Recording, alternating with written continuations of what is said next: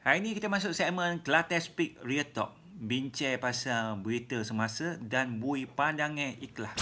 Kita nak kongsi hari ni iaitu berita luar negara, iaitu berita yang hangatlah sekali di Timur Tengah, iaitu perang antara Israel dengan Iran. Ini adalah dia akhbar daripada CNN. Chinese FM hold phone call with Israeli Iranian counterparts. Dan UK sending more RAF jets to Middle East. Okey, mana negara China ni dia ibarat sebagai nak jadi orang tengah lah, mediator lah. Mungkin sebelum ni yang US tu dah kurang nak diharapkan. Jadi negara China sebagai orang tengah mediator call antara dua pihak ni untuk nak bawa rundingan selesai lah antara perang ni. UK pula bawa masuk lebih jet standby, bawa masuk aset-aset askar standby.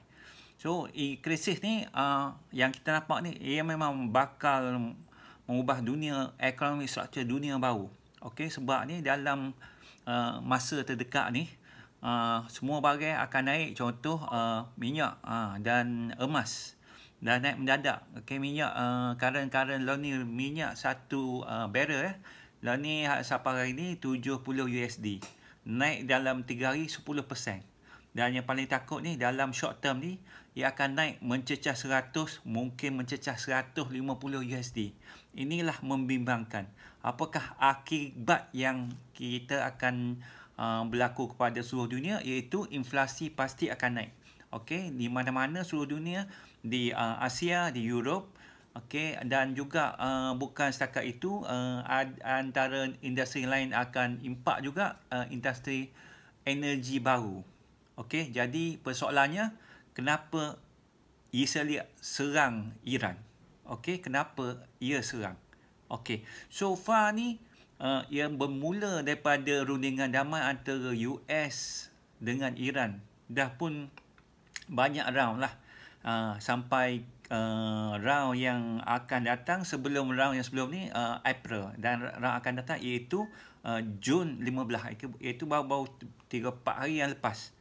Okey, dan yang menampakkannya ia akan menyelesaikan isu bersama US dengan Iran lah, dan dinampakkan oleh pihak Israel ni kurang senang hati dengan alasan untuk protection dia. Jadi dia rasanya ada kebarangkalian yang cukup besar untuk negara Iran akan cuba hapuskan Israel ni, kerana mendakwa Iran sedang bangunkan senjata nuklear yang menjadi ancaman kepada mereka. Kenapa pula US sokong Israel ni selepas itu? Sebab minyak akan naik. Sebab dia tahu kalau terjadinya perang ni, minyak pasti akan naik. Teluk Parsi yang laluan tu mungkin akan disekat, minyak tak boleh keluar. Jadi macam-macam terjadi. Minyak mungkin melonjak sampai 150, 200 USD per barrel. Dengan itu, manfaat yang terbaik ialah diri dia. Okey, sebab dia tahu Amerika ada industri tentera, ada juga industri petrochemical. Itulah yang akan mengaut keuntungan yang banyak. Dan siap lagi dia orang ada juga shale oil diri sendiri. Dan dengan itu, hutang AS tu, hutang dia memang sangat teruk lah kan. US punya hutang ni mungkin akan bolehlah dapat tolong sikit dengan adanya manfaat perang ni. Seterusnya dia nak alihkan konflik ni. Okey, kalau petrol naik harga akan jadi mahal dan USD akan terus kukuh. Okey, sebab dia akan slow sikit USD jatuh, sebab dengan dalaman ekonomi US sekarang ni, memang USD ni memang tengah tenat lah.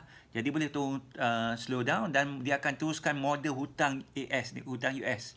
Dan kita tahu rizal emas dia dan rizal tenaga dia antara yang paling hebatlah dalam dunia ni. Dan harga-harga ni akan terus naik juga. Okey, kalau perang terjadi, harga semua naik, dan USD dia akan merosot dengan tak sebegitu teruk.